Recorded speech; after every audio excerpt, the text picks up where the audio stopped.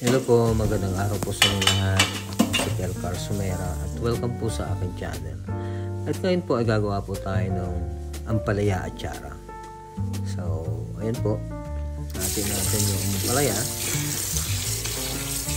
Tasan natin na maigi. Tapos po ay gagayatin natin 6 strips. At ngayon po ay huhugasan natin siya sa asin. So, i-dissolve po natin yung sa asin.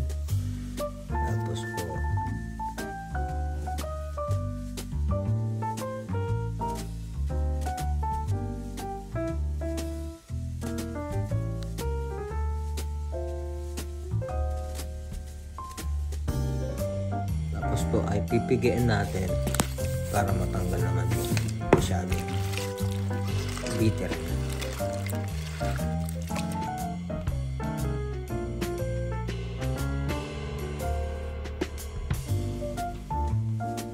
At ito po ang ating mga ingredients. Ito po, meron tayong raisin, ginger powder, vinegar, peppercorn, onions, salt, black pepper. So, ayan po ang ating kakailanganin. Tsaka meron din po tayong carrots, baby carrots. At ayan po yung asukal natin. Bali, brown sugar po yan. So, maglalagay po tayo ng asin. 1 tablespoon na asin. Tapos yung 5 tablespoon na brown sugar. Bali, iluluto po natin, kakaramalize.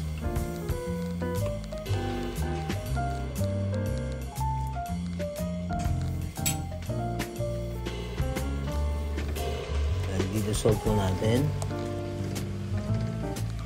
hanggang mag-caramelize siya.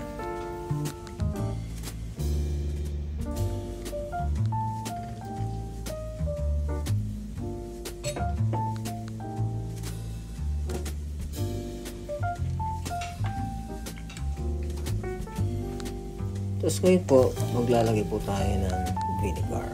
Bali, 5 tablespoon po na vinegar. Pero pag kulang po, pwede yung dagdagan. Malalaman nyo naman po pagka medyo kulang sa asim. So, i-combine ho natin lahat yung mga ingredients. Ginger powder. 1 teaspoon of ginger powder.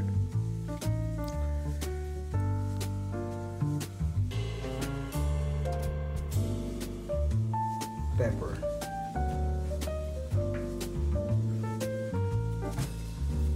1 tablespoon na brown pepper.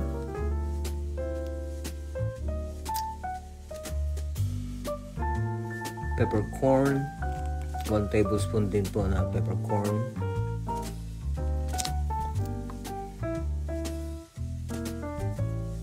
Ayan po. Kumulo na yon. Medyo nag-caramelize na ng konti.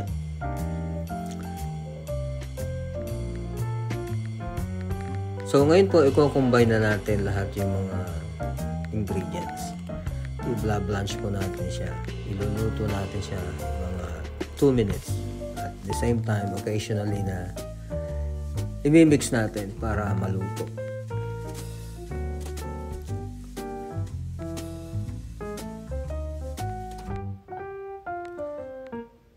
At ngayon po, ilalagay natin yung raisin. 1 package po na raisin.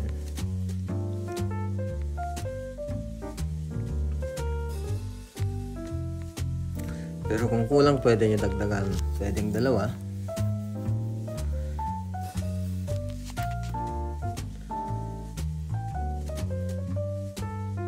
Make sure lang ho na pinatay nyo na yung fire. Tapos, i-mix ulit natin.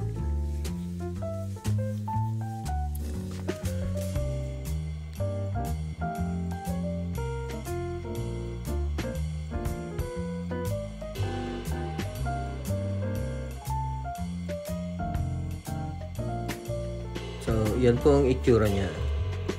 Yan.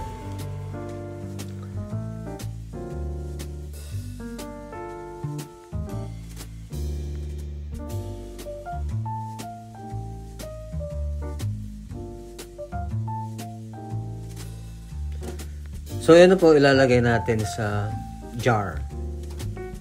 Kahit na anong jar po pwede. Basta glass na jar.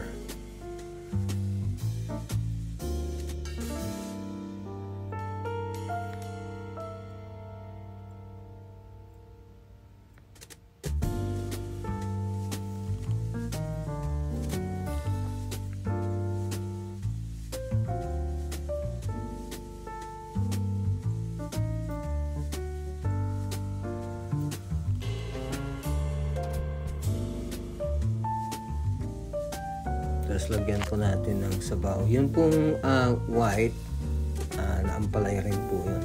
Medyo mas maalat, mas bitter. So ngayon po titikman natin. Sasamahan po natin. Ito po ay yung pong kulay puti ay ampalaya rin po yan. Titikman natin with pasas and wait, nahulog.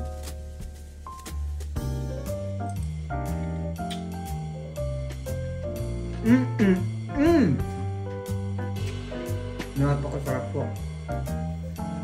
Tama lang po yung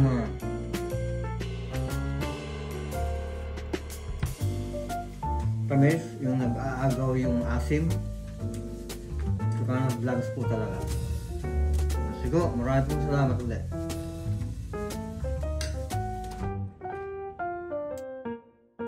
So, ayan na po ang atin na ampalaya atsara. So, maraming salamat po ulit sa inyong papanood. At sana po nagustuhan nyo po itong sinare ko sa inyong recipe. God bless po sa inyo lahat. And be safe.